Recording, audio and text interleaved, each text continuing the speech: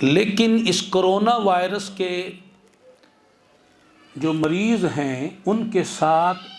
دنیا میں جیسی خبریں آ رہی ہیں ایک ناروا سلوک برتا جا رہا ہے،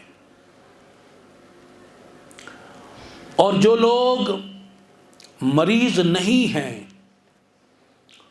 ان پر ایک ایسا خوف مسلط کر دیا گیا ہے کہ جیسے وہ بھی عنقریب مر جانے والے ہیں،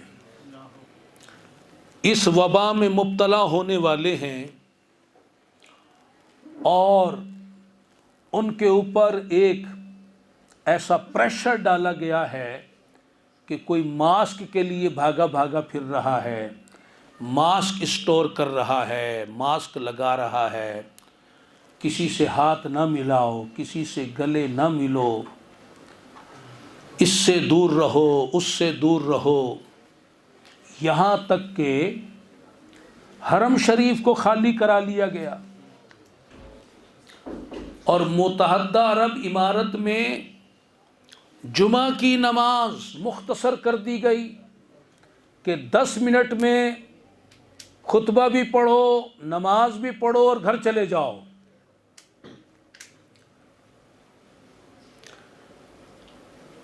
مسجد نبوی شریف، مسجد حرام شریف، اس میں لوگوں کو آنے سے روکا جا رہا ہے، اور دیگر اقدامات جو ہیں وہ بھی بروئے کار لائے جا رہے ہیں، جیسا کہ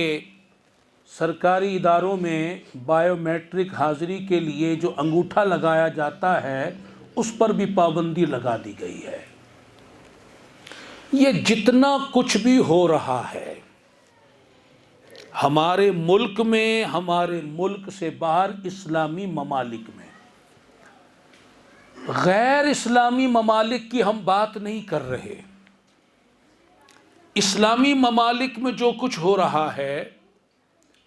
یہ سب کس کے کہے پر ہو رہا ہے،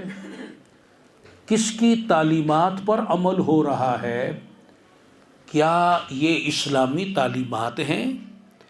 کیا قرآن و حدیث میں یہ سب کچھ حکم آیا ہے؟ نہیں، یہ کافروں کا عقیدہ ہے چھوت چھات کا، کہ بیماری ایک سے اڑ کر دوسرے کو لگ جاتی ہے،